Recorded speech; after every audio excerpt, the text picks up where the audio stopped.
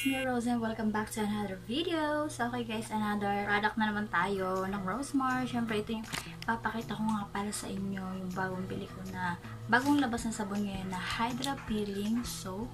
Ito yung binili ko kasi last time na gumamit ako ng Kagaya ko Hydra Glass Skin at sobrang nagandahan ko talaga yung product na yun. Sa lahat na nagamit ko, yun ang pinakamaganda kasi ang lamig-lamig sa mukha, hindi nakakaliit pa siya ng pores. So kaya binili ko to, itatry ko siya. Hindi ko pa siya natatry guys, nag-wrapan siya.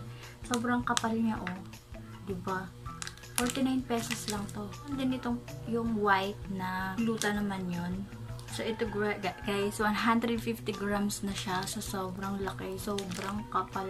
Ayan, kung hahati-hatiin mo siya, abot ng matagal to sa'yo. Ayan yung expiration date niya. Tsaka yung dito, sticker lang siya na nakadikit. Ayan. And then, ayan lang yung packaging niya. Ito pa, isang product ng Ice. Rosemar, yung Ice Baby Sleeping Mask. Ayun, na-try ko na to isang beses. Eh, gusto ko nga yung malamig sa mukha. Yung kagaya ng Hydra Glass Skin na nabitin ako dun sa yung sleeping mask. So, kayo na ako nitong malaki. So, ito yung laman niya. Ayan. Isang beses ko palang nagamit to.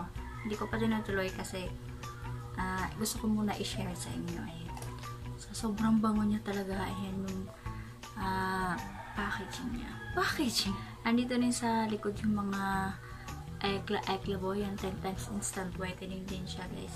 So, itatry ko muna to and then sasabihin ko sa inyo kung approve ba or what.